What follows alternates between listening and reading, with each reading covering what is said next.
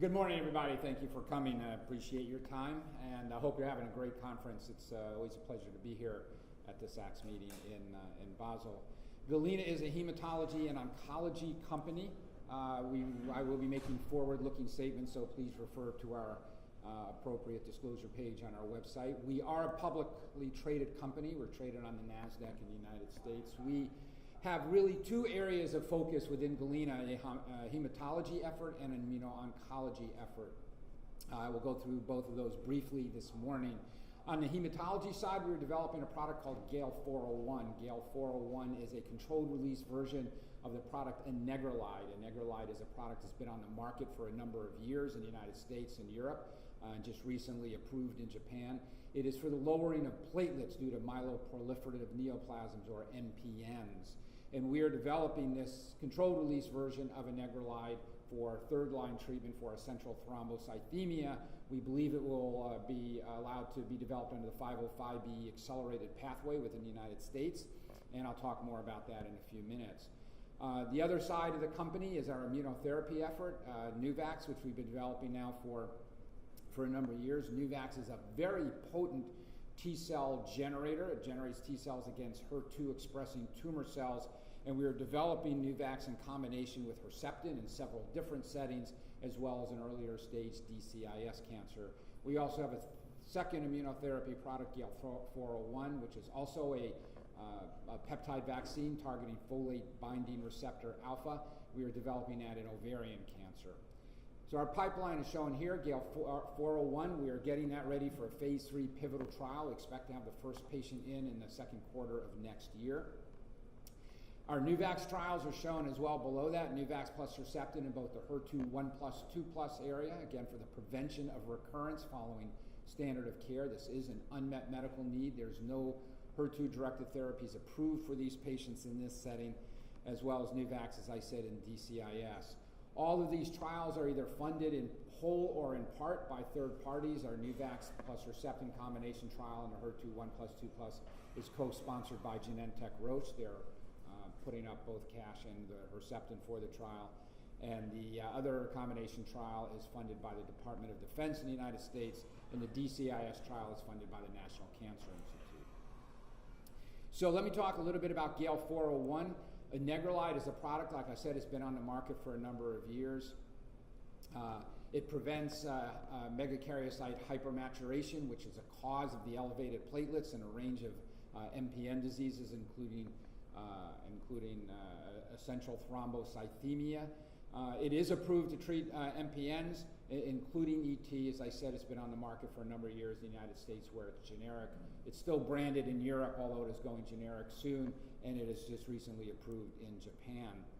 Enegrolide works very well at lowering platelets. It's clearly effective at lowering platelets, but it does have a fairly high adverse event rate. In fact, about 25 to 30% of the patients who use Enegrolide drop off of the drug because they either can't tolerate the adverse events or they can't get to a high enough dose because of the adverse events, which lower the platelets to an acceptable level. So GAL401, which we are getting ready for a phase 3 trial, is a proprietary controlled release formulation of Enegrolide, which lowers the peak concentration while maintaining the area under the curve.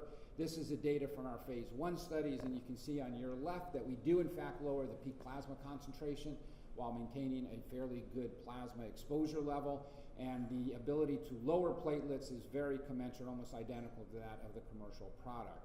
In our phase 2 trial, a small phase 2 trial, we did in fact lower the number of adverse events per patient. You can see in the first column we had 2.3 versus 3.3 for the commercial Agrelin immediate release formulation.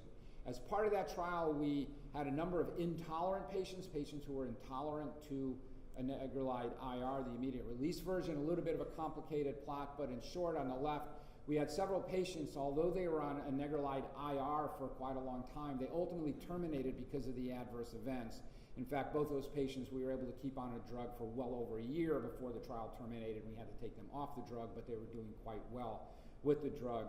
On the right panel, there were several patients who entered the trial who lasted no more than 7 days on Enegrolide IR. They started and had to drop off right away, and yet they were on Enegrolide CR, GAL401, for a much longer considerable period. And so this patient population, we believe, is a population that we can go after.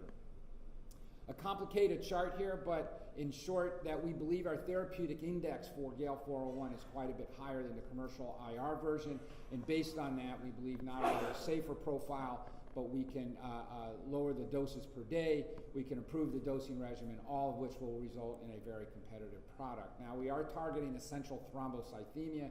As I said, essential thrombocythemia is a neoplastic stem cell disorder resulting from megakaryocyte hypermaturation. It is a chronic condition.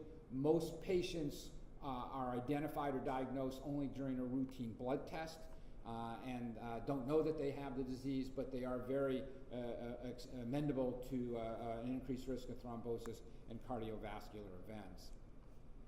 The current treatment paradigm in the United States and most of Europe, first-line treatment is hydroxyurea. Hydroxyurea, there's about a 20-25% failure rate with the drug of hydroxyurea. Once they fail that, they go on to anagrelide IR, where there's a 20 to 25% failure rate due to intolerability. Some countries in Europe, it's the opposite. IR is first, hydroxyurea second. But the end result is the same. There's a number of patients in the third line who failed both hydroxyurea and anagrelide, and they really don't have many options. As I said, this is a chronic therapy, so patients need to keep their platelets low for the rest of their life. And this does represent an unmet medical need of which there is no approved therapy, and it is the patient population that we will be going after. So in summary for GAL401, it is an unmet medical need. While it's a modest market opportunity, we believe it is a lower risk program. Anagrelide does work. It's been on the market for a while. And so the question is, will our formulation result in an improved safety profile? It is a chronic disease. As I said, we expect to develop this through the 505(b)(2). We will be meeting with the FDA later this year to confirm that. And besides third line, we believe there's a range of multiple life cycle expansion opportunities. So we believe that ultimately, if the drug is successful, we can expand the market significantly beyond the numbers that I just put up. So let me transition to our immuno-oncology pipeline, Nuvax in particular. Nuvax is a peptide off the extracellular domain of HER2. It was found by isolating peptides off tumor-infiltrating lymphocytes within breast cancer tumors, and it is one of the most immunogenic peptides off of the oncoprotein. We've shown in numerous publications that we can generate a very potent T cell response. About upwards of 2% of the total T cells are HER2 specific, HER2 tumor cell specific. However, over time, once you stop vaccinating the patients, that T cell response drops, and we've shown that we can boost the patients over time and maintain that very potent T cell response. There's been tremendous advances, a lot of excitement in the field of immuno-oncology. I'm very proud of the fact that we've been in immuno-oncology when it was a bad word. We were out working on Nuvax for the last 10 years. These are very long trials. We've been working on Nuvax for 10 years, so we were out talking about this before it became as exciting as it is today. But one of the things that's come out of all the work in immuno-oncology in this area is, in fact, that T cell, for the most part, is at the center of immuno-oncology. Whether you're working in checkpoint inhibitors, whether you have other immune modulators, whether you're a vaccine, you're really talking, in most cases, even CAR T, about using a T cell to generate an attack dog against the tumor or prevention of recurrence of tumor, as the case may be. Herceptin is no different. It is really an immunologically active agent. And as we all know, combination therapies are really the method of choice for going after a great wide range of oncology settings these days. So let's talk a little bit about Herceptin, as our two lead trials are in fact Nuvax in combination with Herceptin.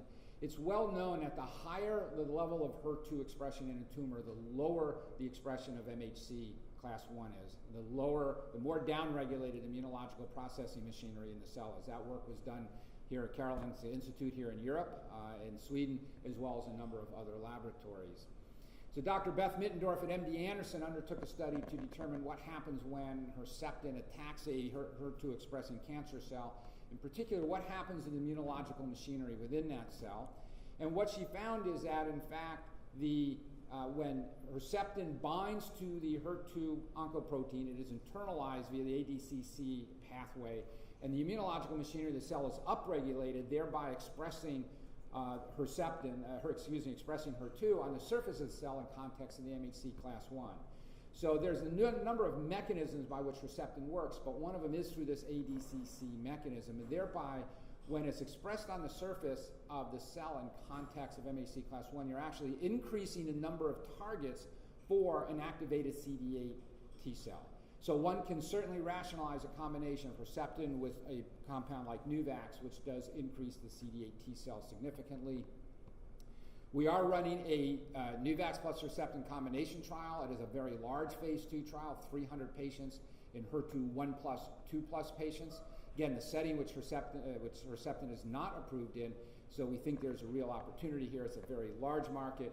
We expect to be fully enrolled by the end of the year with the first interim analysis to be reported a year from now in late 2017, and the final 2-year DFS, or disease-free survival endpoint, will be in late 2018. We have a number of trials ongoing with Nuvax, as I indicated, Nuvax plus Herceptin and HER2 1+, 2+, the top line, Nuvax plus Herceptin and HER2 3+, so we're expanding the clinical footprint of the compound in the second line. That trial is sponsored by the Department of Defense.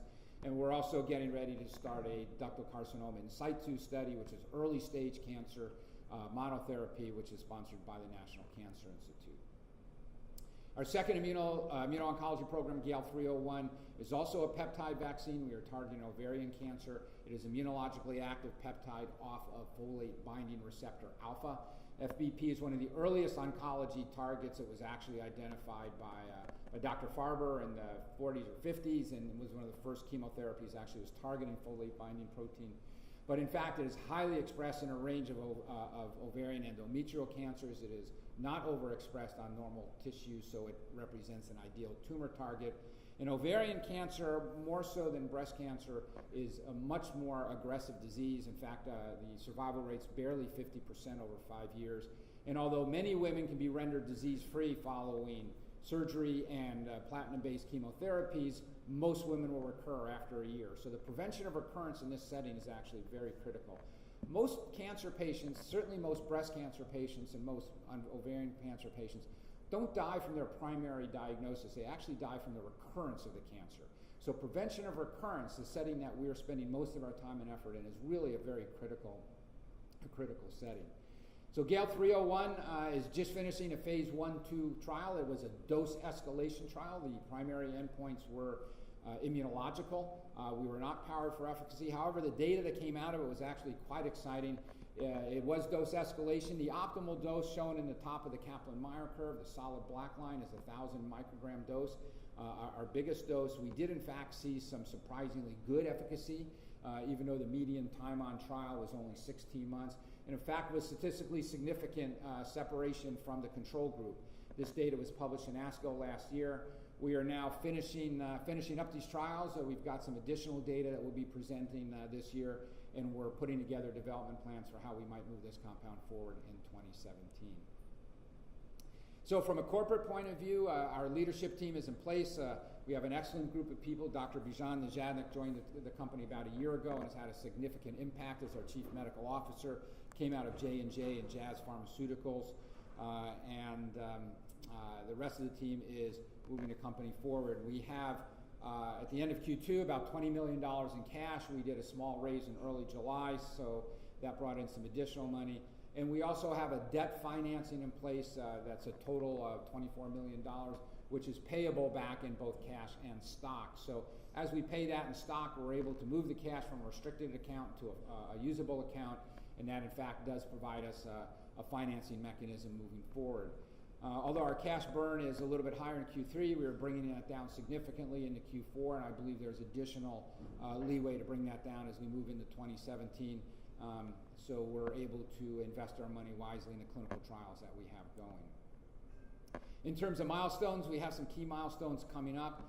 We are GAL401. We will be meeting with the FDA for our 505(b)(2) confirmation later this year.